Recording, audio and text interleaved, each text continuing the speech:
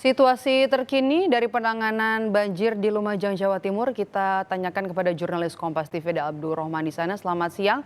Rohman, bagaimana situasi terkini di sana dan juga penanganan para pengungsi? Ya, selamat siang Maidop dan saudara. Bahwa memang saat ini di Kabupaten Lumajang masih belum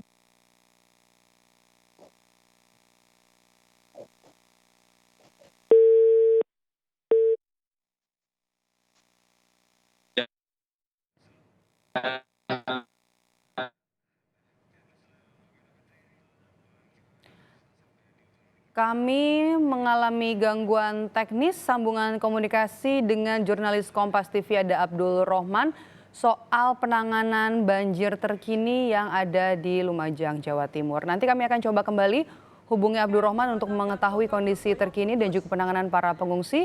Sementara itu, saudara, hujan deras yang mengguyur puncak Gunung Semeru menyebabkan banjir bandang lahar hujan menerjang Kecamatan Candipuro, Lumajang, Jawa Timur kemarin.